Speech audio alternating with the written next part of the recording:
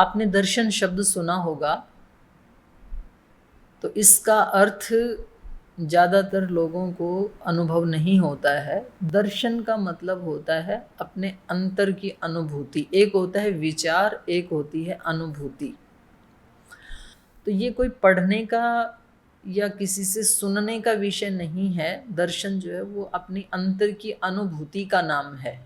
विचार हमेशा किसी दूसरे से उधार लिए हुए होते हैं, वो मौलिक नहीं होते हैं।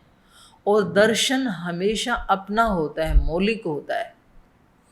और दर्शन किसका करें? जो जिसका अस्तित्व है। तो हमारे पास, हम सब आत्माओं के पास शरीर का अस्तित्व है, इंद्रियों का अस्तित्व है, मन की शक्तियों का अस्तित्व है, बुद्धि की शक्ति का अस्तित्व है। तो इतनी संपदा देकर हमें भगवान ने संसार में भेजा है, लेकिन हम अपनी उन शक्तियों का दर्शन या अंतर अनुभूति आजीवन नहीं कर पाते हैं। इसलिए किसी न किसी दुख से हम ग्रस्त सदा ही रहते हैं। तो मेरा ये आह्वान है, और ख़ास करके देश के उन युवकों से जिनको अभी अपना करियर प्रारंभ करना है, तो पतंजलि विश्वविद्यालय में एक दर्शन विभाग बहुत ही गौरवशाली ढंग से सेवाएं दे रहा है।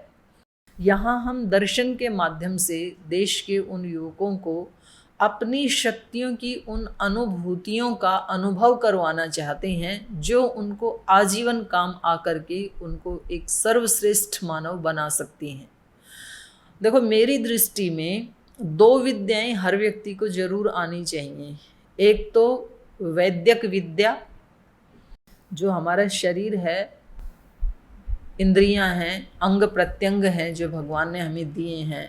ब्रेन है, हार्ट है, लीवर है, किडनी है, स्टोमक है, आंतें हैं, पेनक्रियाज है।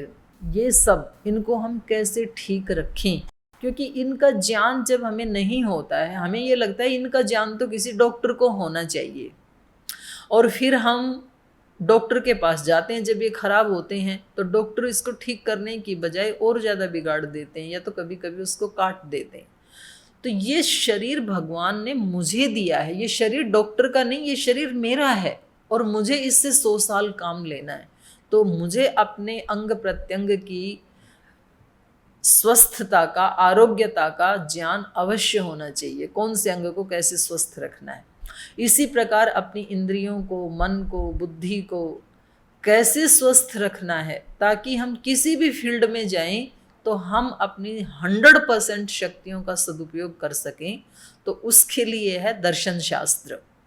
तो मेरा आह्वान है ऐसे युवकों से जो किसी भी फील्ड में आगे जाना चाहते हैं। आप ऐसा ना सोचें कि हम दर्शन पढ़ेंगे तो हम एक दार्शनिक बन के रह जाएंगे, या एक संस्कृत के कोई टीचर प्रोफेसर बन कर के रह जाएंगे। ऐसा नहीं है। यहाँ से आपके जीवन के सब रास्ते खुलते हैं। तो अवश्य ही एक बार आप पतंजलि विश्वविद्यालय में आकर के दर्शन से BA, दर्शन से MA, व्याकरण शास्त्र से BA, व्याकरण शास्त्र से MA, और इतना भी टाइम नहीं हो तो 1 साल का वैदिक डिप्लोमा, तो कम से कम टचिंग नॉलेज तो ज़रूर ही आ जाती है। तो ज़रूर आपको एक बार यहाँ आकर के इस अवसर का लाभ उठाना चाहिए।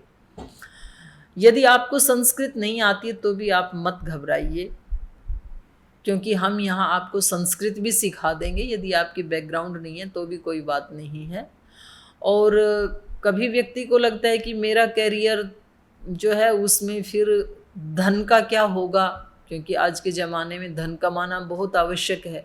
तो दर्शन शास्त्र पढ़ करके या संस्कृत या व्याकरण पढ़ करके जैसी आपकी पात्रता है उसके अकॉर्डिंग आपकी जॉब की गारंटी भी पतंजलि विश्वविद्यालय, पतंजलि योगपीठ आपको देता है। फीस में भी 50% कंसेशन है।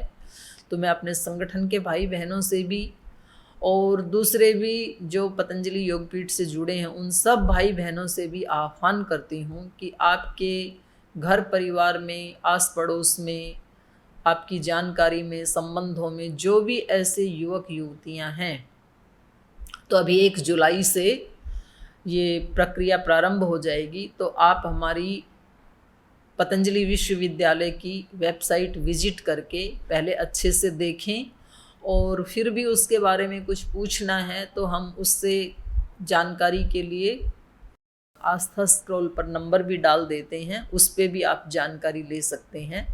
तो अवश्य आप पतंजलि विश्वविद्यालय आकर के संस्कृत विद्या, दर्शन विद्या, व्याकरण विद्या पढ़ने का लाभ उठाएं। प्रणाम।